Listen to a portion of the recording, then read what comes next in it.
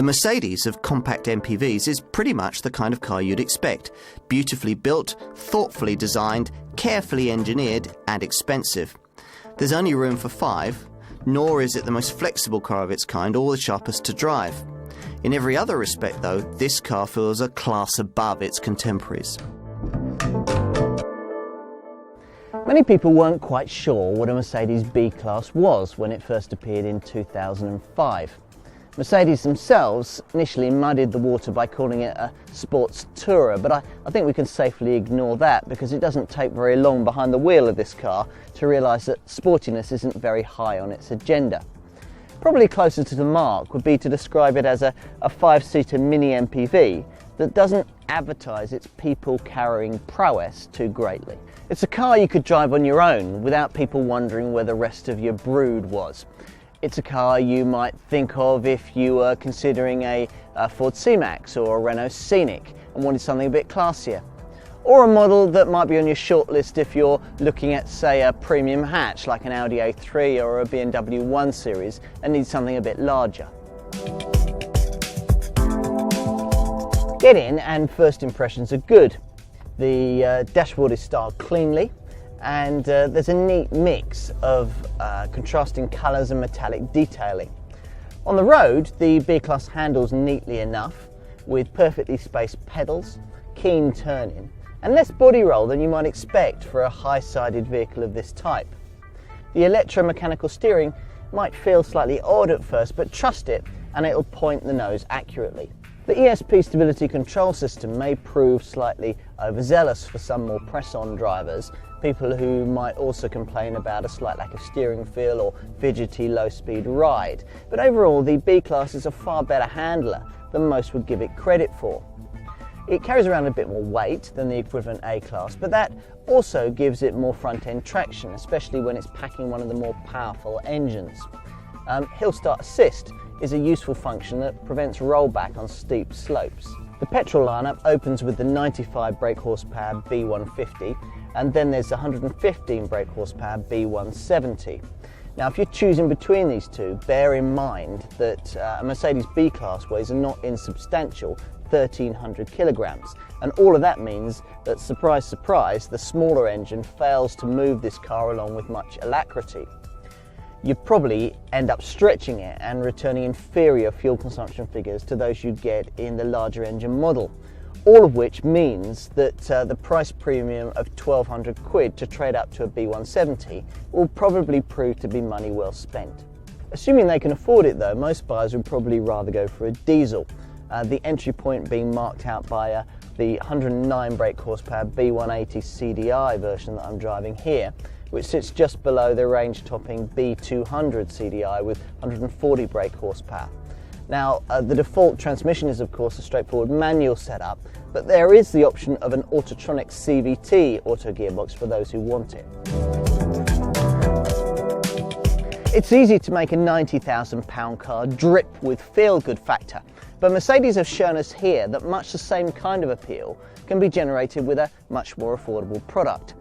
Now, the company has worked hard to sharpen the B-Class package in recent times, and this slightly facelifted version features a more purposeful front end, courtesy of a revised front grille and revised headlamps.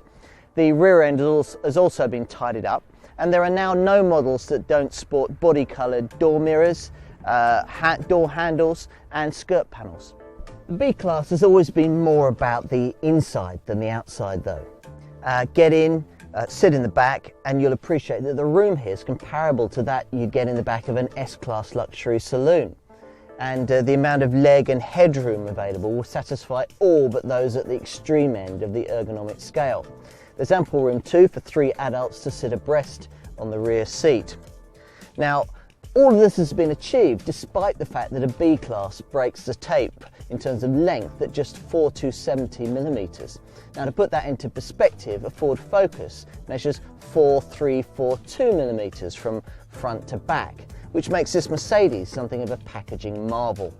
The rear seats all fold flat in the floor to create a total luggage carrying capacity of 1,530 litres, or 550 litres with all the seats in place. And you can even use this clever system for creating a totally flat loading floor. So you've got a loading bay with two different heights. Now moving round, you've got nice touches like the way that this front passenger seat can fold forward for really long loads like a surfboard or a bicycle. And clever touches like the way that you can store the seat belts away in these very nice little sockets so that they're out of the way when you're loading or unloading. Some models also have a separate centre section for the rear back seat rest so that you can fold it out to create an armrest and cup holders. So, to be or not to be? Well, the first question to answer is whether you should be put off by those asking prices. And what are they? Well, you'll probably end up paying between £18,000 and £24,000 for your Mercedes B-Class. And that represents a premium between £2,000 and £3,000 on comparable models from mainstream manufacturers. Still, bear in mind that at the end of the ownership period, you'll get a lot of that back, thanks to much stronger residual values and having enjoyed a much nicer car in the interim. Standard equipment across the range includes air conditioning, all-round electric windows with tinted glass, a 4-spoke steering wheel with multi-function buttons, and brushed aluminium trim on the fascia, the transmission tunnel and the door panels. Front parking sensors should have made the list too, as the bonnet from the driver's seat here slopes rapidly away and it's difficult to see where the extremities of the car are. The side rubbing strips don't look as if they'd withstand too many scrapes with a concrete bollard before they started looking a little bit second-hand too. And one way to avoid all that is to go for the optional active parking assist system that uses ultrasonic sensors and the car's steer-by-wire system to manoeuvre the B-Class into a suitable parking space. All the driver needs to do is steer and brake.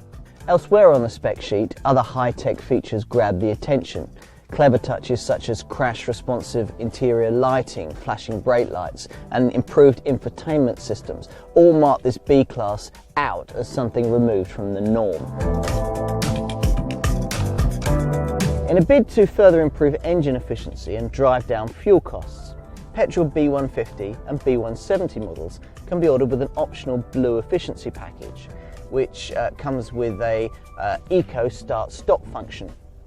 Now, this aims to achieve fuel savings of up to 9% in city traffic by cutting the engine when the gearbox is neutral and the brake pedal is depressed.